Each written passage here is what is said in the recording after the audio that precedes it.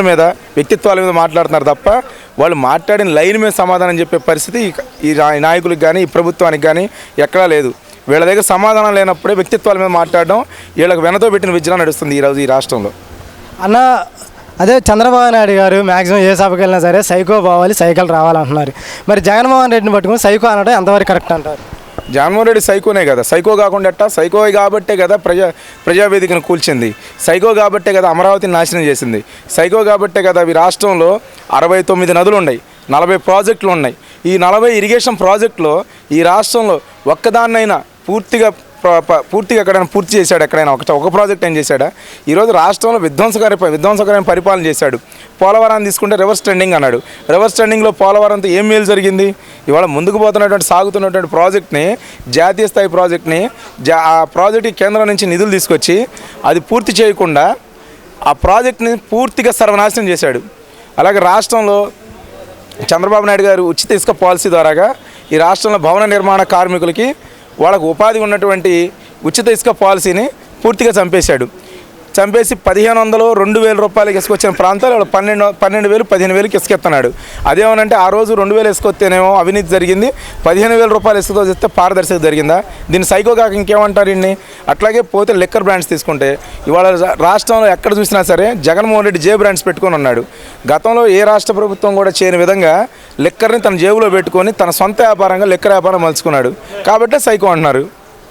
అలా గతంలో జగన్మోహన్ రెడ్డి గారు మాట్లాడుతూ మద్యాన్ని పూర్తిగా నిషేధం చేసిన తర్వాతే నేను ఎన్నికలకు వస్తాను, అదేవిధంగా మంత్రి రోజా గారు కూడా ఆ టైంలో మద్యాన్ని ఖచ్చితంగా నిషేధం చేస్తామని చెప్పింది. మరి మద్యపాన నిషేధం జరిగిందంటారా?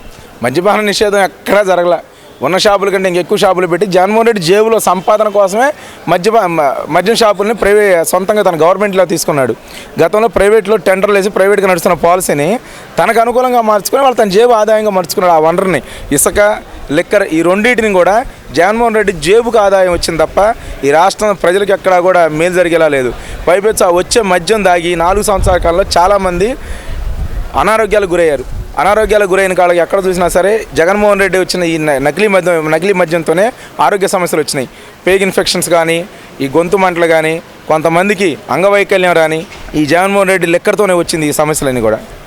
అన్న జగన్మోహన్ రెడ్డి గారు గత ఎన్నికల్లో హామీ ఇచ్చారు, ప్రతి ఆట జాబ్ క్యాలెండర్ రిలీజ్ చేస్తాను అని చెప్పేసి మాట్లాడారు. నేడు మాట్లాడుతూ నేను 2.3 లక్షల మంది ఉద్యోగాలు ఇచ్చాను అంటారు. కొద్దిసేపు వాలంటీర్లు ఏమో సేవా సంస్థలు అంటారు, కొద్దిసేపు ఏమో వాళ్ళు ఉద్యోగాలు అంటారు. ఏంటి ఈ కన్ఫ్యూజన్? జగన్మోహన్ రెడ్డి ఒక హామీ ఏంటి? అసాధ్యమైన హామీలు చాలా ఇచ్చాడు. జగన్మోహన్ రెడ్డి పాదయాత్ర మొత్తం చూసుకుంటే సిపిఎస్ని వారం రోజులు రద్దు చేస్తున్నాడు. అవుట్సోర్సింగ్ కాంట్రాక్ట్ ఎంప్లాయీస్ని కూడా తను వచ్చిన తర్వాత పూర్తిగా పర్మనెంట్ రెగ్యులర్ చేస్తా అన్నాడు. అలాగే ప్రతి నెల 1వ తారీఖు జాబ్ క్యాలెండరే కాదు, ప్రతి సంవత్సరం మే మాసంలో 12,500 రైతుల అకౌంట్లో రైతు భరోసా డబ్బులు వేసి వ్యవసాయానికి తీసుకెళ్తున్నాడు. వాళ్ళు జగన్మోహన్ రెడ్డి 7,500 ఇచ్చాడు రైతులకి, 12,500 ఇవ్వాల. 6,000 కేంద్ర ప్రభుత్వం జగన్మోహన్ రెడ్డి ముఖ్యమంత్రి కాకముందే కేంద్ర ప్రభుత్వం నరేంద్ర మోడీ ఇచ్చిన డబ్బులు అవి. ఆ డబ్బుల్ని జగన్మోహన్ రెడ్డి అకౌంట్లో కలుపుకొని 13,500 ఇస్తున్నాడు, బిల్డప్ ఎత్తున్నాడు.